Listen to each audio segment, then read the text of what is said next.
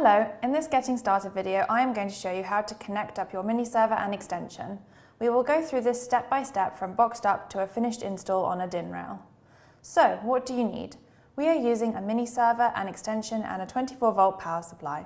The Miniserver comes with an SD card already fitted, as well as a 120 ohm resistor.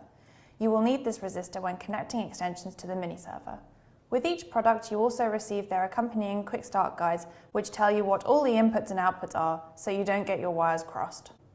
Alright, as you can see, we already have the power supply, Miniserver and extension on the top DIN rail next to me. We also have the main switch, RCD and MCB as you would have them in a consumer unit of a real install. If you're connecting it on your desk or workbench as a demonstration, you can use a plug and cable to provide power to the power supply. Let's get started then. First, ensure that the power is switched off. Next, we need to get power from our distribution board to the power supply. For this, we connect the live from the MCB to the live terminal on the bottom of the power supply. And afterwards, connect the neutral from the consumer unit to the neutral terminal of the power supply. Now we need to get power from the power supply to the Miniserver. For this, we connect one of the positive terminals of the 24-volt power supply to the 24-volt plus terminal on the Miniserver, which is the leftmost screw terminal of the green connector on the bottom of the Miniserver. After this, we connect one of the negative terminals of the power supply to the ground terminal on the Miniserver.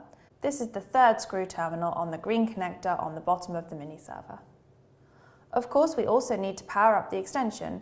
We can do this by looping the power from the Miniserver to the extension. For 24 volts, we connect our red cable from the second screw terminal on the Miniserver to the first screw terminal on the extension. For the ground, we connect the fourth screw terminal on the Miniserver with the black cable to the third screw terminal on the extension. This completes the power supply connections. Next, we need to connect the locks-on link between the Miniserver and the extension so the two devices can communicate. Since this is a data signal, we recommend that you use a cat cable, especially if the two devices are not close to each other. The locks-on link uses the blue connector. Since this is a two-wire connection, only one pair in the cat cable is used. Watch out that the cords are the same way round in both of the blue connectors, for example, solid blue on the left and white blue on the right. On the last extension, in our case also the only one, make sure to terminate the locks-on link with the 120 ohm resistor that comes with your Miniserver.